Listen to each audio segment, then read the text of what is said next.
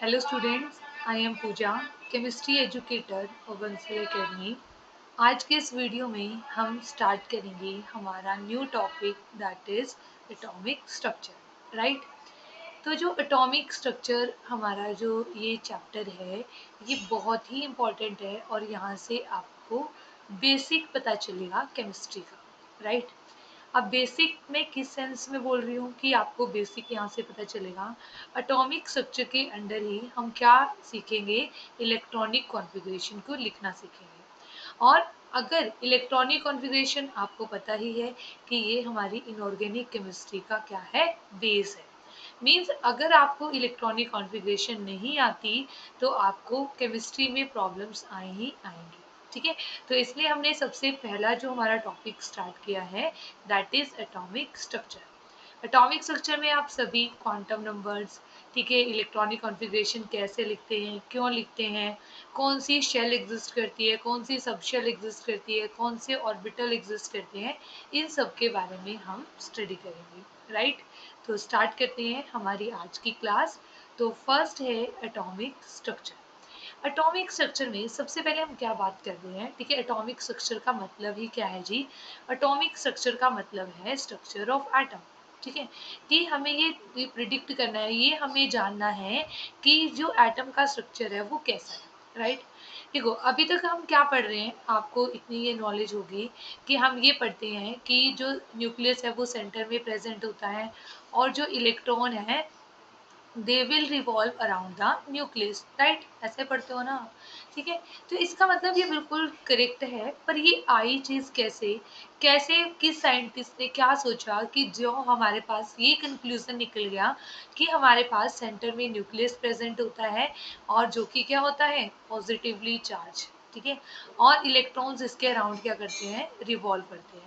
तो जानते हैं कि हमारे पास जो न्यूक्लियस है, तो इस स्ट्रक्चर का एटम की न्यूक्लियस सेंटर में है और इलेक्ट्रॉन्स इसके सराउंडिंग में क्या कर रहे हैं, यहाँ पर इसके अराउंड रिवॉल्व कर रहे हैं। तो ये कैसे यहाँ से हमारे पास इसकी इन्वेंशन हुई, राइट। तो देखो सबसे पहले हमारे पास यहाँ पर एटम पर, ठीक है, स्ट्रक्चर ऑफ एटम पर जो काम किया था सबसे पहले किया था थॉमसन सर ने, right.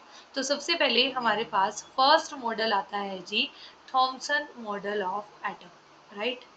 Thomson model of atom, right. तो देखो Thomson model of atom, Thomson model of atom क्या था? थॉमसन मॉडल ऑफ एटम, इन्होंने कहा कि जो एटम होता है ना वो एक स्फीयर होता है पॉजिटिव चार्ज का and negatively charge electrons are embedded in that, ठीक है। देखो इन्होंने क्या कहा, इट स्टेट्स दैट, ठीक है, he states that atom is a atom is a sphere of positive charge. Atom is a sphere of positive charge and and negatively charged electrons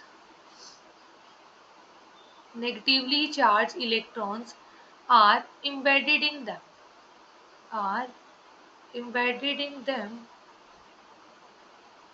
them so that so that atoms become neutral, so that atom become neutral, right. यहाँ पर तो atom क्या हो जाएगा, यहाँ पे electrically neutral, ठीक है। उन्होंने कंपेयर किया Thomson model of atom, Thomson sir ने मॉडल ऑफ एटम को कंपेयर किया वाटरमेलन से, ठीक है। किससे कंपेयर किया था, वाटरमेलन से, ठीक है, कंपेयर्ड विद वाटरमेलन। देखो जैसे कि ना वाटरमेलन में क्या होता है, वाटरमेलन में आपके पास एक तो ऐसे पूरा ये रेड वाला पार्ट होता है, मान लो कि ये आपके पास क्या है, कंप्लीट रेड वाला पार्ट है और इसके अंदर क्या है, नेगेटिवली चार्ज जो ब्लैक कलर के सीड्स होते हैं वो ऐसे लगे हुए हैं, राइट, ठीक है। जो ब्लैक कलर के सीड्स है वो ऐसे लगे हुए हैं और बाकी जो ये पूरा पार्ट है, जो रेड वाला पार्ट है, ठीक है, वो उसने कहा कि this is that is positively charge. ये पूरा पार्ट पॉजिटिवली चार्ज होगा जबकि उसमें जो ब्लैक कलर के सीड्स होते हैं वो इलेक्ट्रॉन की तरह क्या होंगे, इम्बेडेड होंगे, राइट। अब तो फिर ये मॉडल क्या हो गया जी, फेल हो गया, ठीक है। ये मॉडल क्या हो गया, फेल हो गया। ये फेल क्यों हुआ? देखो, सबसे पहली बात तो इसने हमें न्यूट्रॉन के बारे में कुछ भी नहीं बताया, है ना। न्यूट्रॉन के बारे में बताया, ठीक है। और जबकि हमें आज के टाइम में पता है कि न्यूट्रॉन भी क्या करते हैं, एग्जिस्ट करते हैं, है ना। बट इस मॉडल ने न्यूट्रॉन के बारे में कुछ भी नहीं बताया, ठीक है, क्योंकि उस टाइम पर न्यूट्रॉन डिस्कवर ही नहीं हुए थे, ठीक है। तो फिर अब हमारे दिमाग में आएगा कि तो फिर हम इसकी लिमिटेशन कैसे बोल सकते हैं। देखो, जब भी कोई चीज़ की इन्वेंशन हो जाती है, अगर उसके बाद उसकी एग्जिस्टेंस उसमें पाई जाए और अगर ये मॉडल उसे फिर भी एक्सप्लेन करता, तो ये फिर उसकी लिमिटेशन ना बनती, राइट। तो हमारे पास, ठीक है, एक तो इसने न्यूट्रॉन के बारे में कुछ नहीं बताया, तो ये मॉडल क्या हो गया, फेल हो गया। दूसरा, इसके बाद हमारे पास रदरफोर्ड सर ने अपना मॉडल ऑफ एटम डिस्क्राइब किया। तो उनके जो मॉडल ऑफ एटम के, उनके मॉडल के जो रिजल्ट थे, वो बहुत ही अच्छे रिजल्ट थे। तो अगर उनके अच्छे रिजल्ट्स हैं, तो फिर इनसे ये चीज़ की गई कि क्या इनके जो इनका मॉडल है, थॉमसन सर का मॉडल है, क्या वो रदरफोर्ड सर के मॉडल की को एक्सप्लेन करता है उनके पॉइंट्स को। तो देखा गया कि वो उसे एक्सप्लेन नहीं कर पा रहा था।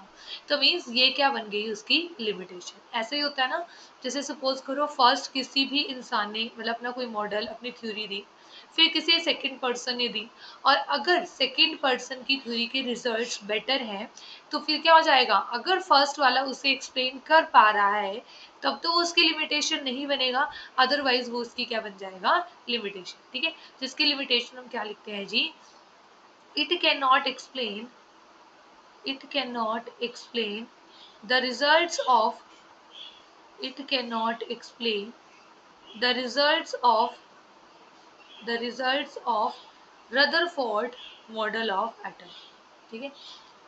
results of Rutherford results of Rutherford model of atom, right, ठीक है।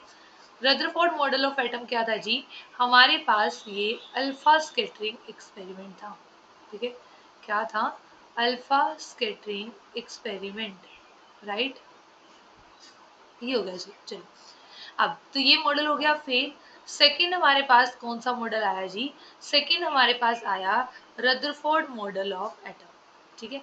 That is known as alpha scattering experiment, alpha scattering experiment, ठीक है। और जिसे हम क्या कहते हैं, Rutherford model of atom, Rutherford model of atom, ठीक है। अब देखो, सबसे पहले हम इसमें ये जानते हैं कि जो हमारे पास अल्फा पार्टिकल्स होते क्या हैं, ठीक है। इसमें जो अल्फा पार्टिकल्स हैं वो क्या होते हैं। देखो, सबसे पहले यहाँ पे ना 2-3 क्वेश्चन तो ऐसे ही बन जाएंगे। अल्फा पार्टिकल्स हमारे पास होते हैं हीलियम आयंस, क्या होते हैं जी, helium ions are known as alpha particle, ठीक है। सेकंड, ये क्या होते हैं, दूसरा पॉइंट अल्फा पार्टिकल्स के बारे में, these are the heavy particles, ठीक है। ये हैवी पार्टिकल्स होते हैं क्योंकि जो इनका मास होता है वो क्या होता है, हीलियम के इक्वल होता है, ठीक है। इनका मास क्या होता है, हीलियम के इक्वल होता है। थर्ड थिंग, ठीक है, these are the positively charge, ये पॉजिटिवली चार्ज होते हैं, राइट, ठीक है। ये क्या होते हैं जी, हीलियम आयंस को हम क्या कहते हैं, अल्फा पार्टिकल्स कहते हैं। हैवी होते हैं मास में क्योंकि इनका मास हीलियम के मास के इक्वल होता है, एंड पॉजिटिवली चार्ज होते हैं, राइट। तो ये होते हैं हमारे अल्फा पार्टिकल्स, ठीक है।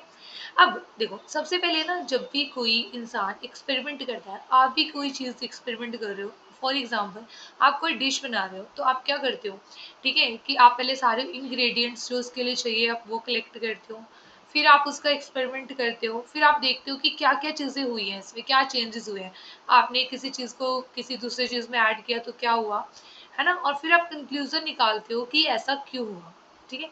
तो ऐसे ही रदरफोर्ड सर ने किया।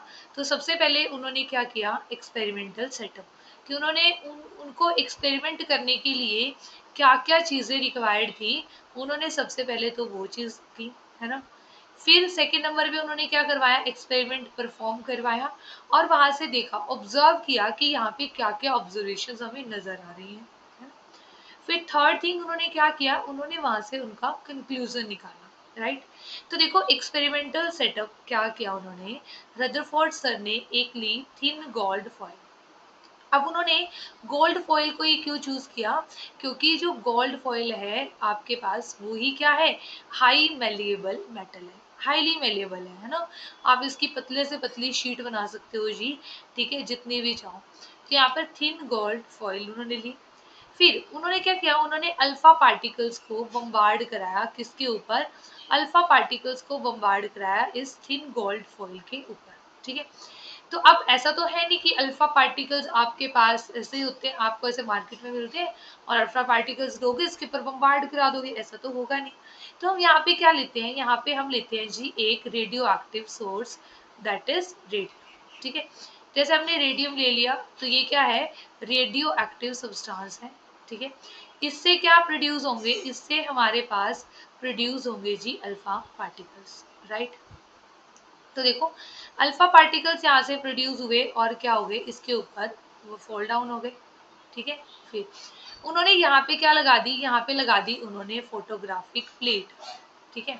क्योंकि देखो ना, अब ऐसे तो इलेक्ट्रॉन प्रोटॉन की बात है भाई, है ना। तो ऐसा तो है नहीं कि वो हमें ऐसे नजर आ जाएंगे, तो उनके लिए पैटर्न ही हमें ऑब्जर्व होता है ना।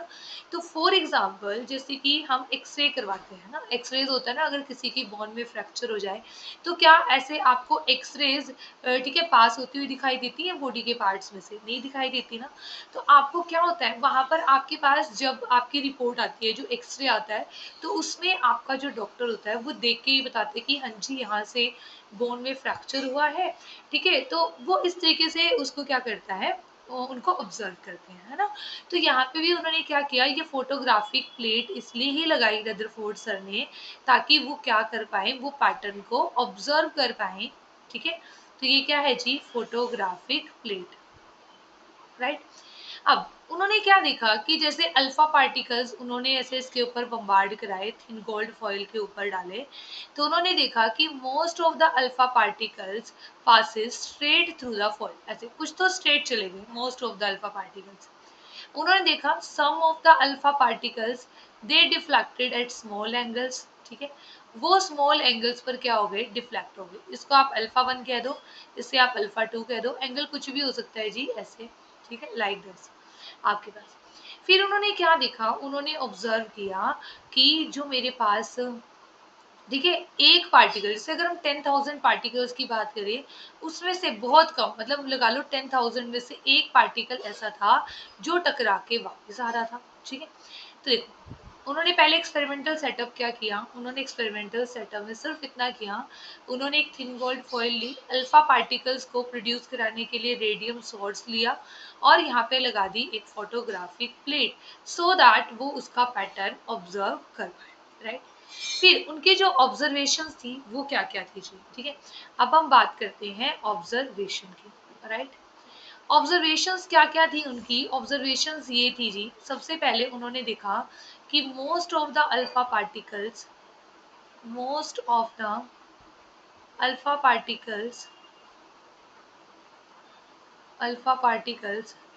passes straight through the foil, passes straight through the foil, ठीक है। वो फॉइल के थ्रू स्ट्रेट पास कर रहे हैं, ठीक है। दूसरा हमारे पास क्या है, उन्होंने क्या देखा कि some of the alpha particles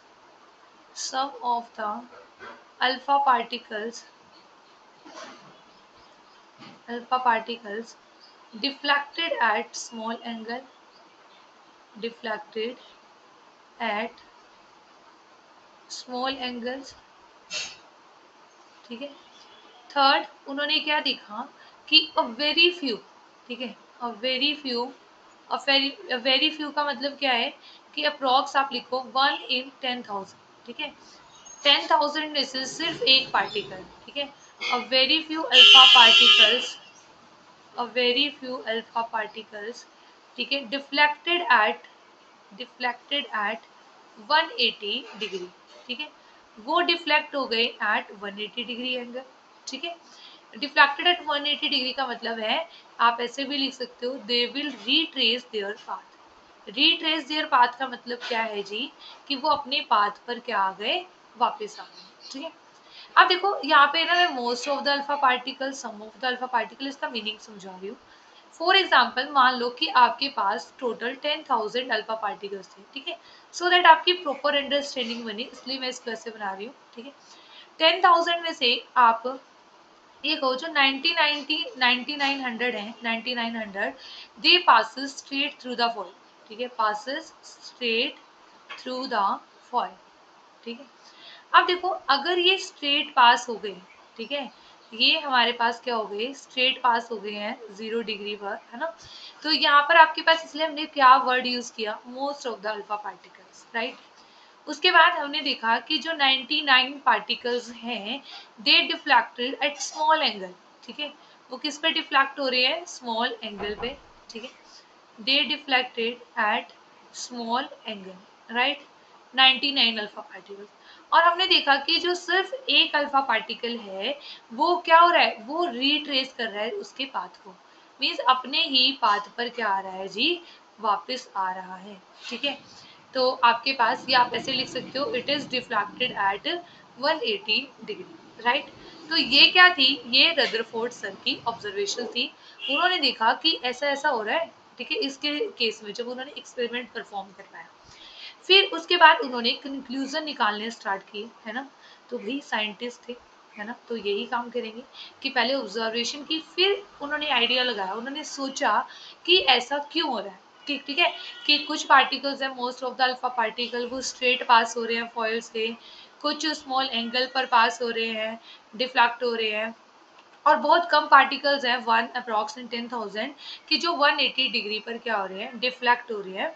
तो यहाँ से जो कंक्लूजन निकाला उन्होंने, वो क्या निकाला था जी, फर्स्ट कंक्लूजन उन्होंने कहा most of the alpha particle passes straight to the foil. उन्होंने ये चीज देखी, तो उन्होंने यहाँ से ये कंक्लूजन निकाला कि इट मीन्स एटम के अंदर बहुत सारा स्पेस क्या है, एम्प्टी है। ठीक है, तो फर्स्ट कंक्लूजन उन्होंने जो निकाला था वो क्या था, most of the space, most of the space is empty, most of the space is empty in an atom। ठीक है, उन्होंने देखा कि बहुत सारा स्पेस है ना, वो एम्प्टी है एटम के अंदर। क्योंकि देखो ना, अगर कोई चीज, जैसे सपोज करो आप एक रूम में बैठे हो, ठीक है, और आपने डोर विंडो सभी क्लोज किए हुए हैं, और आपने मान लो कि उसमें छोटे छोटे पत्थर या कोई भी चीज आपने फेंकी, ठीक है, आपने उसको थ्रो करना स्टार्ट किया, तो क्या वो बाहर जाएंगे रूम से, नहीं जाएंगे, क्योंकि स्पेस ही नहीं है ना। But on the other hand अगर आपने ये मान लिया कि आपने डोर को ओपन कर दिया, ठीक है, दरवाजा आपने खोल दिया, आपने फिर एक छोटे छोटे पार्टिकल्स, मान लो कि कोई छोटे छोटे पत्थर आपने फेंके, तो वो क्या हो जाएंगे, उससे बाहर चले जाएंगे। तो उन्होंने यही तो देखा था कि जो most of the alpha particles थे वो फॉयल से स्ट्रेट पास हो रहे थे। तो इसका मतलब यही था कि most of the space is empty in an atom, right. ठीक है, तो ये हमारा फर्स्ट कंक्लूजन था। सेकेंड उन्होंने क्या देखा, अब देखो जो सेकेंड और थर्ड ऑब्जर्वेशन का कंक्लूजन है वो हम एक साथ लिखेंगे। वो क्या है, उन्होंने देखा some of the alpha particles deflected at small angle and a very few alpha particles deflected at 180 degree. ठीक है, तो देखो अगर बहुत कम अल्फा पार्टिकल्स ऐसे हैं जो 180 डिग्री पर डिफ्लेक्ट हो रहे हैं, मींस वो अपने पाथ को रिट्रेस कर रहे हैं। तो इसका मतलब क्या है कि देखो अगर एक अल्फा पार्टिकल्स क्या है ना, अल्फा पार्टिकल्स हैवी है आपके पास, तो अगर कोई हैवी चीज किसी हैवी चीज से टकराएगी तभी तो वापस आएगी ना जी 180 डिग्री पर। तो इसका मतलब ये है कि जो एटम के अंदर एक हैवी मास कंसंट्रेटेड है। ठीक है, तो सेकंड कंक्लूजन क्या हुआ, अ heavy mass is concentrated, a heavy mass is concentrated in the center of atom, in the centre of atom, right. ठीक है, कि जो हैवी मास है वो किस में कंसंट्रेटेड है जी, जो हैवी मास है वो कंसंट्रेटेड है in the centre of atom and, ठीक है, यहाँ पर ये हो गया। तो इसका मतलब यहाँ पे ये हो गया, वो हैवी मास क्या है, अब वो हैवी मास साथ में क्या है, पॉजिटिवली चार्ज है। कैसे पता चला, उन्होंने कहा कि जो अल्फा पार्टिकल्स है they deflected at small angles, कि मतलब वो डिफ्लेक्ट होते हैं स्मॉल एंगल्स पर। अब देखो, अगर कोई पॉजिटिवली चार्ज चीज है, ठीक है, अल्फा पार्टिकल्स क्या है, पॉजिटिव चार्ज है, अगर वो पॉजिटिव चार्ज से टकराएंगे तभी तो क्या होंगे, डिफ्लेक्ट होंगे ना। अगर वो नेगेटिव चार्ज होता उसके अंदर सेंटर में जो मास है, ठीक है, अगर वो क्या होता नेगेटिवली चार्ज होता, ठीक है, तो वो क्या हो जाते, अल्फा पार्टिकल्स की तरफ अट्रैक्ट हो जाते, पर अल्फा पार्टिकल्स तो डिफ्लेक्ट हो रहे हैं, उससे दूर जा रहे हैं। तो इसका कंक्लूजन ये है कि जो हैवी मास है वो क्या है, पॉजिटिवली चार्ज है। तो हमने क्या लिखा, a heavy mass is the concentrated in the centre of atom which is positively charge, which is positively charge, right, ठीक है, वो हमारे पास क्या है जी, पॉजिटिवली चार्ज है, एंड दैट इज न्यूक्लियस, ठीक है। तो अगर आपसे ये पूछा जाए कि न्यूक्लियस की डिस्कवरी किसने की थी, तो न्यूक्लियस की डिस्कवरी की थी रदरफोर्ड सर ने, राइट। तो ये हमारे क्या थे, कंक्लूजन थे। तो यहाँ से हमारे पास ये चीज ऑब्जर्व होती है कि उन्होंने क्या कहा कि जो हैवी मास है न्यूक्लियस, वो तो सेंटर में प्रेजेंट है, और जो इलेक्ट्रॉन्स हैं वो क्या कर रहे हैं, न्यूक्लियस के अराउंड रिवॉल्व कर रहे हैं, अराउंड, राइट। अब पर ये मॉडल भी क्या हो गया था जी, फेल हो गया, ठीक है। ये मॉडल फेल क्यों हो गया, इसके लिमिटेशन क्या है, ठीक है, it could not explain the stability of atom, it could not explain, it could not explain the stability of atom, ठीक है, ये एटम की स्टेबिलिटी को नहीं बता पाया था। अब देखो, ये एटम की स्टेबिलिटी को कैसे नहीं बता पाया था, ध्यान से देखो, हम इन्होंने कहा कि एक जो इलेक्ट्रॉन्स हैं वो इसके अराउंड क्या कर रहे हैं, ऐसे रिवॉल्व कर रहे हैं, ठीक है। और वो कहते हैं कि जब एक चार्ज पार्टिकल के सराउंडिंग में रिवॉल्व करता है तो वो विद टाइम अपनी एनर्जी क्या कर देता है, लूज कर देता है। अगर उसने अपनी एनर्जी लूज की तो एक टाइम ऐसा आएगा जब वो क्या करेगा, जब वो न्यूक्लियस में कोलैप्स कर जाएगा। अगर न्यूक्लियस में कोलाइड कर गया, ठीक है, तो इट मीन्स क्या होगा, तो इट मीन्स वो आपके पास वो एटम डिस्ट्रॉय हो जाएगा, है ना। तो इसका मतलब एटम स्टेबल नहीं है, बट इन एक्चुअल प्रैक्टिस हमें पता है एटम क्या है, स्टेबल है, ठीक है। तो इन्होंने यही कहा कि जब आपके पास, ठीक है, कि एक चार्ज पार्टिकल के अराउंड रिवॉल्व करता है तो वो अपनी एनर्जी लूज कर देगा।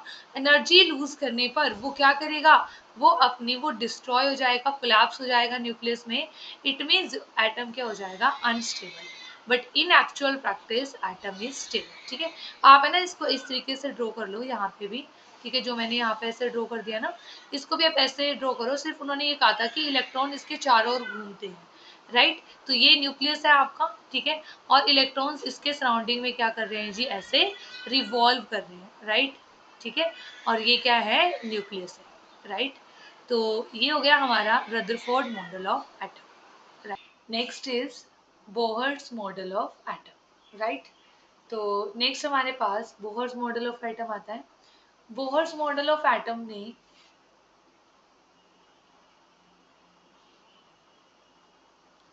Next is Bohr's model of atom. Bohr's model of atom ने क्या डिस्कस किया था, क्या बताया था, ठीक है, उसने बताया था स्टेबिलिटी ऑफ एटम, जो सर रदरफोर्ड एक्सप्लेन नहीं कर पाए थे, राइट। तो नेक्स्ट आता है जी हमारे पास, next is Bohr's model of atom, right. तो बोहर्स मॉडल ऑफ एटम में, ठीक है, उन्होंने क्या कहा, बोहर सर ने क्या कहा, देखो, बोहर सर ने कैसे एक्सप्लेन किया स्टेबिलिटी ऑफ एटम को। उन्होंने कहा कि जो इलेक्ट्रॉन्स रिवॉल्व करते हैं ना अराउंड द न्यूक्लियस, ठीक है, वो एक फिक्स्ड पाथ में, ठीक है, एक फिक्स्ड एनर्जी, मतलब जो ये पाथ में, जिस पाथ में वो रिवॉल्व करते हैं उनकी एनर्जी क्या होती है, फिक्स होती है, ठीक है। मीन्स अगर एनर्जी फिक्स हो गई, ठीक है, तो ऑब्वियस सी बात है कि इलेक्ट्रॉन क्या करेगा, वो अगर इसके अराउंड रिवॉल्व करेगा तो वो अपनी एनर्जी कभी भी लूज नहीं करेगा, क्योंकि इस पाथ की ही एनर्जी उन्होंने क्या बताई कि वो क्या होती है, फिक्स होती है, ठीक है। तो फिर यहाँ पर अगर वो कोलैप्स नहीं करेगा इलेक्ट्रॉन न्यूक्लियस के साथ, तो इसका मतलब क्या हो जाएगा, हमारा एटम स्टेबल हो जाएगा, राइट। तो बोहर्स मॉडल ऑफ एटम उन्होंने क्या कहा, उन्होंने कहा कि यहाँ पर लिखो nucleus is present in the centre of atom, ये तो वही बिल्कुल सेम था जैसा कि सर रदरफोर्ड ने प्रिडिक्ट किया था। Nucleus is present in the centre of atom, in the center of atom, and and electrons revolve around and electrons revolve around the nucleus in a fixed energy path, revolve around the nucleus in a fixed energy, in a fixed energy path, ठीक है,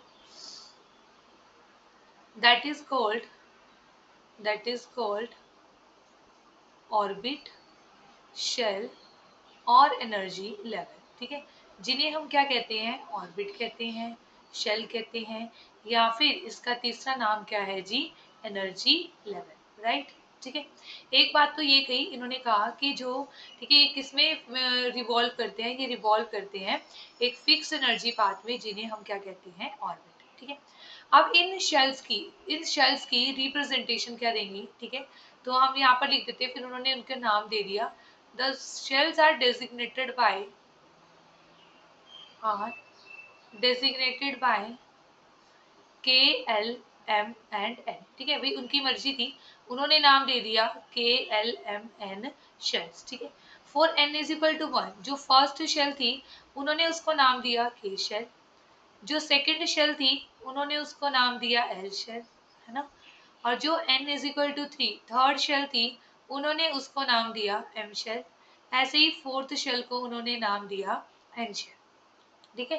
तो इस तरीके से उन्होंने ये कहा ये न्यूक्लियस है, तो ये हमारे पास क्या होगी, N is equal to first, N is equal to first, ठीक है, यहाँ पर K शेल, फिर उसके बाद सेकेंड शेल को उन्होंने नाम क्या दे दिया, हमारे पास L शेल दे दिया नाम, ठीक है, L शेल, फिर उसके बाद थर्ड शेल, ठीक है, थर्ड शेल के लिए नाम क्या दे दिया उन्होंने, उसे M शेल नाम दे दिया, राइट, ठीक है। तो ये उन्होंने 3 शेल्स के यहाँ पर इससे नाम दे दिए, तो ये हमारे पास क्या है, boards model of atom, right. तो अब हमने क्या देखा यहाँ पर, ठीक है, फिर उन्होंने सिर्फ यही चीज नहीं बताई, उन्होंने हमें कई चीजें और बताई, बहुत सारी, वो क्या क्या चीजें बताई अब हम वो एक्सप्लेन यहाँ पर करेंगे, ठीक है।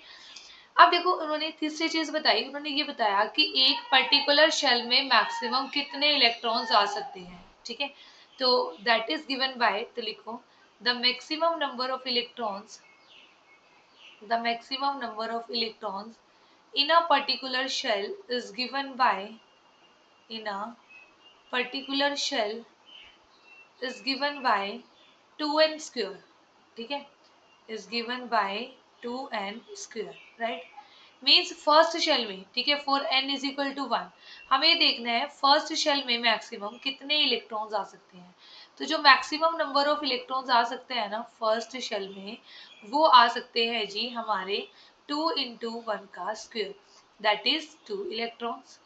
फिर सेकेंड शेल में कितने इलेक्ट्रॉन्स आ सकते हैं हमारे पास, सेकेंड शेल में जो मैक्सिमम नंबर ऑफ इलेक्ट्रॉन्स आ सकते हैं, दैट इज n की जगह क्या पुट कर दो, 2 पुट कर दो, 8 इलेक्ट्रॉन्स। फिर ऐसे ही सिमिलरली हम थर्ड शेल में इलेक्ट्रॉन्स फाइंड आउट करेंगे जी, थर्ड शेल में मैक्सिमम नंबर ऑफ इलेक्ट्रॉन्स क्या आ सकते हैं हमारे पास, 18 इलेक्ट्रॉन्स, राइट। तो ये हमारे पास क्या हो जाएंगे कि आपके पास फर्स्ट शेल में मैक्सिमम 2, सेकंड में 8, थर्ड में 18, फिर फोर्थ में इसी तरीके से कितने शेल्स आ जाएंगे आपके पास, कितने इलेक्ट्रॉन्स आ जाएंगे, 32 इलेक्ट्रॉन्स, राइट, ठीक है। उसके बाद नेक्स्ट उन्होंने और क्या क्या चीजें बताई, अभी हमें और चीजें भी डिस्कस करनी है। फोर्थ उन्होंने बताया about the energy of electron in any orbit, ठीक है, तो ठीक है, पर बोहर सर का जो मॉडल था वो सिर्फ किसके लिए एप्लीकेबल था, बाद में hydrogen and hydrogen like particles के लिए, मींस जो हम एनर्जी फाइंड आउट करते हैं, वेलोसिटी फाइंड आउट करेंगे, रेडियस फाइंड आउट करेंगे, ये सिर्फ किसके लिए करेंगे, for hydrogen and hydrogen like particles के लिए, ठीक है। तो यहाँ पर आप इसमें फोर्थ क्या लिखेंगे, it tells us about the, ठीक है, दे गिव्स, ऐसे लिखना, they gives the formula, they gives the formula for energy, formula for energy, ठीक है, फॉर एनर्जी ऑल्सो किसके लिए ये, that is for hydrogen and hydrogen like particles, ठीक है। हाइड्रोजन और हाइड्रोजन लाइक पार्टिकल्स के लिए ही ये फॉर्मूला क्या है जी, वैलिड है, राइट। तो क्या फॉर्मूला है एनर्जी का, E is minus 13.6 Z square by में एन स्क्वेयर इलेक्ट्रॉन वोल्ट पर एटम, राइट, ठीक है। जहां पर हमारे पास जेड क्या है जी, where Z is atomic number, Z is atomic number, n is number of shell, ठीक है।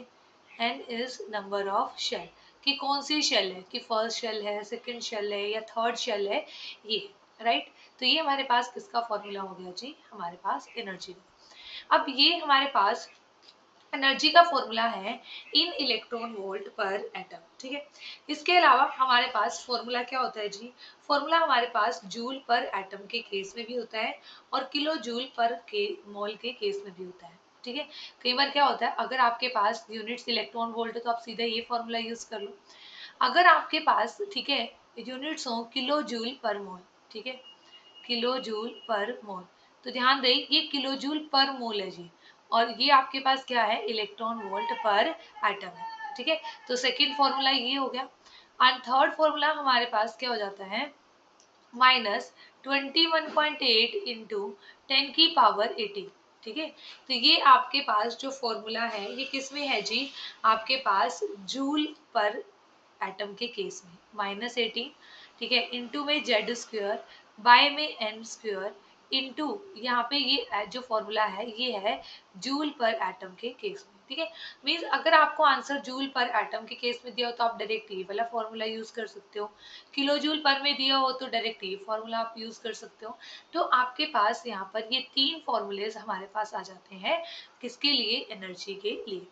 अब जैसे इसका क्वेश्चन कैसे आता है, क्वेश्चन आता है calculate the energy, for example, calculate the energy of hydrogen atom, calculate the energy of hydrogen atom in third orbit, in third orbit, for example ये क्वेश्चन है, ठीक है। और आपको जो ऑप्शंस दिए हुए हैं वो किस में दिए हुए हैं, इलेक्ट्रॉन वोल्ट पर एटम में, ठीक है। जनरली सबसे ज्यादा इंपॉर्टेंट फॉर्मूला अगर मैं बात करूँ तो यही है इलेक्ट्रॉन वोल्ट पर एटम वाला, ठीक है। तो ये आपको फाइंड आउट करना है जी। तो इसको आप कैसे फाइंड आउट करोगे, यहाँ पर थर्ड ऑर्बिट है ना, देखो हाइड्रोजन एटम है, 4 hydrogen, atomic number is 1 and third orbit का मतलब n is 3, then energy is minus 13.6, Z square की वैल्यू 1 स्क्वायर, एन स्क्वायर की वैल्यू 3 स्क्वायर, तो कितना आ जाएगा जी, -13.6 बाय में 9, राइट। तो यहाँ पर कितना आ गया आपके पास, 9 वन सा 9, ठीक है। तो यहाँ पर 4, 9 5 सा 45, मीन्स -1.5 इलेक्ट्रॉन वोल्ट पर एटम आपके पास क्या आ जाएगा, इसका आंसर आ जाएगा, ठीक है। तो ऐसे से ना छोटे छोटे क्वेश्चंस आपसे पूछे जा सकते हैं आपके एग्जाम में, तो जो कि बहुत ज़्यादा इंपॉर्टेंट है। तो ये हो गया हमारे पास formula for energy. Next is, ठीक है, they also gives the formula for radius, ठीक है। तो यहाँ पर हम लिखते हैं radius of any orbit, any orbit is is given by Rn is equal to R naught into n square by में z, राइट। तो देखो वैसे भी यहाँ पर n स्क्वायर बाई जेड आएगा, क्योंकि देखो आप ऐसे सोच सकते हो कि जैसे जैसे n की वैल्यू इंक्रीज होगी वैसे वैसे क्या होगा, रेडियस भी इंक्रीज होगा। ये फर्स्ट शेल है ना, ये रेडियस हो गई इतनी, अब ये सेकंड शेल है तो इसकी रेडियस कितनी हो जाएगी, इतनी हो जाएगी, ठीक है। तो मतलब जैसे जैसे n की वैल्यू इंक्रीज करेगी वैसे वैसे रेडियस की वैल्यू भी क्या करेगी, इंक्रीज करेगी। यहाँ पर जो आर नोट होता है ये एक कांस्टेंट वैल्यू होती है और जिसे हम जानते हैं बोहर्स रेडियस के नाम से, इसे क्या बोलते हैं जी, बोहर्स रेडियस, राइट। तो आपके पास जो ये आर नोट है इसकी वैल्यू होती है हमारे पास 0.529 एंगस्ट्रॉम, राइट। तो आप ये फॉर्मूला भी लिख सकते हो, r n is equal to 0.529 n square by में z, ठीक है। और जो ये आंसर आएगा आपके पास किस में आएगा जी, एंगस्ट्रॉम में आएगा, राइट। तो ये हो गया हमारे पास फॉर्मूला फॉर रेडियस, राइट। उसके बाद हमारे पास नेक्स्ट आता है जी फॉर्मूला फॉर वेलोसिटी, ठीक है। Velocity of an electron in any orbit is given by, ठीक है। अगर हमें किसी भी इलेक्ट्रॉन की क्या निकालनी हो, वेलोसिटी निकालनी हो, तो उसके लिए फॉर्मूला क्या होगा आपके पास, उसके लिए जो हमारे पास फॉर्मूला रहेगा जी वेलोसिटी के लिए, वो हमारे पास रहेगा, ठीक है। ऐसे ही आप यहाँ पर लिख सकते हो, velocity of an electron, velocity of an electron is given by यहाँ पे भी क्या आ जाता है आपके पास 2.18 आ जाता है, ठीक है। velocity of an electron is given by v is equal to 2.18 into 10 की पावर 8 into z by में n, राइट, ठीक है। तो ये आपके पास क्या आ जाएगा, वेलोसिटी का फॉर्मूला आ जाएगा, where z is atomic number and n is number of shell, ठीक है। z क्या है, एटॉमिक नंबर, n क्या है, नंबर ऑफ शेल्स, राइट। तो ये आपके पास फॉर्मूला हो गया, ठीक है, वेलोसिटी के लिए। पर इसमें से अगर मैं बात करूं बहुत ज़्यादा इंपॉर्टेंट फार्मूलाज की, तो वो है एनर्जी के लिए और रेडियस के लिए, राइट। तो हम बोहर सर ने क्या बताया, बोहर सर ने हमें काफ़ी चीज़ें बताई, ठीक है। उन्होंने एक्सप्लेन किया स्टेबिलिटी को, राइट, ठीक है। फिर उन्होंने बताया कि एनर्जी हम कैसे फाइंड आउट कर सकते हैं hydrogen and hydrogen like particles के लिए, उसके लिए फॉर्मूला दे दिया। फिर उन्होंने रेडियस के लिए फॉर्मूला दिया और साथ में किसके लिए फॉर्मूला दिया, वेलोसिटी के लिए फॉर्मूला दिया, राइट। अब देखो जो बोहर्स मॉडल है इसकी भी कुछ लिमिटेशंस है, क्या लिमिटेशंस है जी इसकी, ठीक है। और फिर ये लिमिटेशंस कहाँ पर हम स्टडी करते हैं कि कहाँ किसने सॉल्व की थी। तो देखो इसकी जो लिमिटेशंस क्या है, फर्स्ट लिमिटेशन है, ठीक है, it could not explain the splitting of, it could not explain the splitting of spectral lines, could not explain the explain the splitting of spectral lines for multi electron system, ठीक है। कि जो multi electron system है ना, उनके लिए जो splitting है स्पेक्ट्रल लाइंस की, वो एक्सप्लेन नहीं कर पाया था। तो किसके लिए एक्सप्लेन कर पाया था, for hydrogen and hydrogen like particles के लिए, राइट, ठीक है। हाइड्रोजन के स्पेक्ट्रा को बोहर्स मॉडल ने एक्सप्लेन कर दिया था, जबकि जिसमें अंदर ज्यादा इलेक्ट्रॉन्स होते हैं, मल्टी इलेक्ट्रॉन जो सिस्टम्स होते हैं, उनको ये एक्सप्लेन नहीं कर पाया था। सेकेंड, ठीक है, it could not the splitting of explain the splitting of spectral lines in presence of magnetic field, splitting of spectral lines in the presence of magnetic field, in the presence of magnetic field, right. तो इसे हम क्या कहते हैं, magnetic field की presence में spectral line के split होने को हम कहते हैं जी जीमन इफेक्ट, राइट। और साथ में ये स्टार्क इफेक्ट को भी एक्सप्लेन नहीं कर पाया था, ठीक है। तो स्टार्क इफेक्ट क्या होता है, splitting of spectral line in the presence of electric field, right. It could not explain, it could not explain, यहाँ पे भी एक्सप्लेन आएगा जी, it could not explain the splitting of explain the splitting of spectral lines, splitting of spectral lines in the presence of electric field, in the presence of electric field, right, जिसे हम क्या कहते हैं, जिसे हम कहते हैं Stark effect, Stark effect, right, ठीक है। तो ये इन चीज़ों को एक्सप्लेन नहीं कर पाया था, जो कि फर्दर एक्सप्लेन की गई थी क्वांटम में, ठीक है। तो हमें क्वांटम तो हमें स्टडी करनी नहीं है टेट लेवल पर, ठीक है। तो वहाँ पर हम इसे एक्सप्लेन करते हैं। तो ये हो गया जी हमारे पास हमारा Bohr's model of atom, right. तो हमने क्या देखा, हमने तीनों मॉडल्स हमने स्टडी कर लिए हैं। फर्स्ट आपके पास क्या आया, Thompson model of atom. Second क्या होता है जी हमारे पास रदरफोर्ड मॉडल ऑफ एटम। और थर्ड हमारे पास क्या है, बोहर्स मॉडल ऑफ एटम, ठीक है। तो जब इसकी पूरे की डिस्कवरी हो गई इन एटम्स, ठीक है, हमें पता चल गया कि जो एटम का स्ट्रक्चर है वो कैसा है, ठीक है। तो हम यहाँ पर जो इम्पोर्टेंट क्वेश्चन हमारे एग्जाम में बनता है वो ये बनता है जी, कई बार डिस्कवरर के नेम पूछ लेता है, ठीक है। तो आप लिख लो यहाँ पर, ठीक है, इसके सब एटॉमिक पार्टिकल्स कौन से होते हैं एटम के, तो electron, proton and neutron, right, ठीक है। तो देखो सबसे पहले हम इनके डिस्कवरर के नेम लिख लेते हैं, ठीक है। डिस्कवर्ड बाय, मैं से लिख देती हूँ जी, डिस्कवर्ड बाय, ठीक है। जो इलेक्ट्रॉन की डिस्कवरी की थी वो की थी सर थॉमसन ने, ठीक है। सर जे थॉमसन ने इलेक्ट्रॉन की डिस्कवरी की थी। ये बहुत बार क्वेश्चन रिपीट हुआ है जी आपके पास, किसी भी डिस्कवरर का नेम आपसे पूछ लेते हैं। प्रोटॉन की डिस्कवरी की थी सर गोल्डस्टीन ने, एंड न्यूट्रॉन की डिस्कवरी की थी, ठीक है, जेम्स चैडविक ने, ठीक है, सर जेम्स चैडविक ने, राइट, ठीक है। उसके बाद अगर हम बात करें इनकी प्रॉपर्टीज की, तो प्रॉपर्टीज में अगर हम चार्ज को डिस्कस करें तो आपके पास इलेक्ट्रॉन्स क्या होते हैं, electrons are negatively charged, protons are positively charged and neutrons are neutral, ठीक है। ये नेगेटिवली चार्ज होते हैं, ये पॉजिटिवली चार्ज, और न्यूट्रॉन्स क्या होते हैं जी, they are neutral in nature. उसके बाद अगर हम बात करें यहाँ पर उनके एब्सोल्यूट मास की, ठीक है, एक होता है एब्सोल्यूट मास और एक होता है रिलेटिव मास, राइट, ठीक है। तो दोनों में डिफरेंस होता है, वो मैं आपको बताती हूँ कि क्या डिफरेंस यहाँ पर होगा। एब्सोल्यूट मास का मतलब है एग्जैक्ट मास, ठीक है। मैं इन दोनों में पहले आपको डिफ्रेंशिएट करके समझा देती हूँ।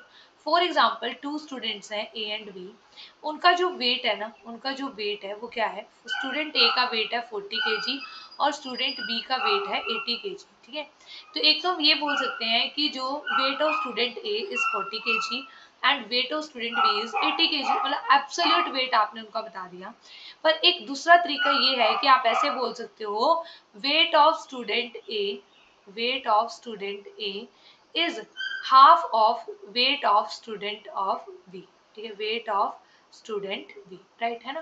तो मतलब आप यहाँ पे ये नहीं बता रहे कि स्टूडेंट ए का वेट इतना है, आप ये बता रहे हो कि स्टूडेंट ए का वेट बी के वेट से हाफ है, मीन्स आप उससे बी से क्या कर रहे हो, रिलेट कर रहे हो। तो ऐसे ही हम यहाँ पर इलेक्ट्रॉन, प्रोटॉन एंड न्यूट्रॉन के मास को भी रिलेट कर सकते हैं। तो एब्सोल्यूट मास क्या होता है इलेक्ट्रॉन का, absolute mass is 9.1 into 10 की power minus 31 kg, and the mass of proton is 1.672 into 10 की power minus 27 kg, and mass of neutron is 1.676 into 10 की power minus 27 kg, ठीक है। तो यहाँ से ना जो इम्पोर्टेंट क्वेश्चन आपका बनता है वो बनता है जी हैवीएस्ट सब एटॉमिक पार्टिकल, ठीक है। तो जो हैवीएस्ट सब एटॉमिक पार्टिकल है तो वो आपका क्या होगा जी, न्यूट्रॉन, ठीक है। कई बार वो देख लेते हैं कि both proton and neutron, no, neutron heavy होता है, ठीक है, होता बहुत थोड़ा सा हैवी, थोड़ा सा ज्यादा मास है, देखो यहाँ पे 2 है और यहाँ पे 6 है तो माइनर सा डिफरेंस, बट हैवी तो हैवी है जी, ठीक है। तो हैवीएस्ट सब एटॉमिक पार्टिकल अगर आपसे पूछा जाए तो आप किसको टिक करोगे, आप टिक करोगे न्यूट्रॉन को, राइट, किया जाएगा। अब बात करते हैं रिलेटिव मास की। तो रिलेट किससे करना है, तो इसको रिलेट किया गया हाइड्रोजन के एटम से। ये एक हाइड्रोजन का एटम लिया और उसके मास से रिलेट करवाया गया किसको, इलेक्ट्रॉन, प्रोटॉन एंड न्यूट्रॉन के मास को, ठीक है।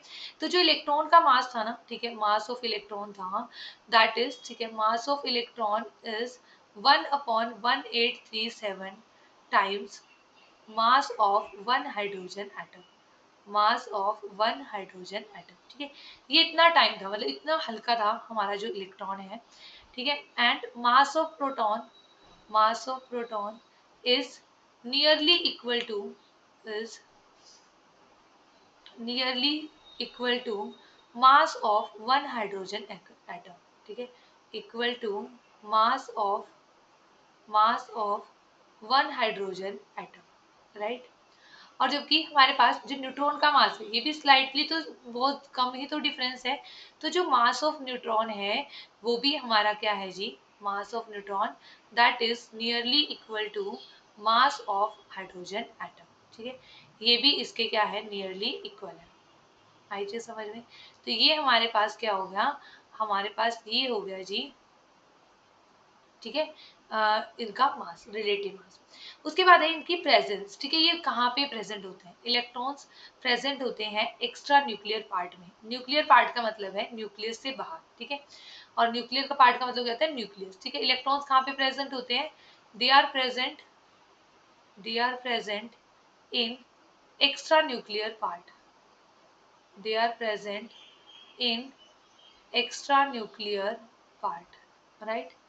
However, protons are present in nucleus, ठीक है, they are present inside the nucleus, they are present inside the nucleus, ठीक है, जबकि ये हमारे पास कहाँ पे प्रेजेंट होते हैं जी, ये हमारे पास न्यूक्लियस के अंदर प्रेजेंट होते हैं, राइट, ठीक है, तो ये न्यूक्लियस के अंदर प्रेजेंट होंगे और हमारे पास जो न्यूट्रॉन्स हैं वो भी क्या होंगे, they are present inside the nucleus, right, ठीक है, तो इसमें हम यहाँ पर इसको इरेज कर देते हैं जी, ठीक है, ये मैंने आपको समझाया था, ठीक है, रिलेटिव मास का कॉन्सेप्ट, ठीक है, तो न्यूट्रॉन्स भी हमारे पास क्योंकि न्यूक्लियस में प्रेजेंट होते हैं तो इसलिए हम क्या कह रहे हैं कि they are present inside the nucleus, ठीक है, they are present inside the nucleus, right, ठीक है, तो ये हमारे पास क्या हो गया जी, ये हमारे पास तीनों सब एटॉमिक पार्टिकल्स की प्रॉपर्टी हुई एंड हमारे पास ये तीनों क्या हुए, हमारे पास मॉडल ऑफ एटम, राइट, तो नेक्स्ट क्लास में हम डिस्कस करेंगे कुछ टर्म्स जैसे कि आइसोटॉप्स, आइसोबार्स, उनकी एप्लीकेशंस, राइट, तो मिलते हैं नेक्स्ट क्लास में।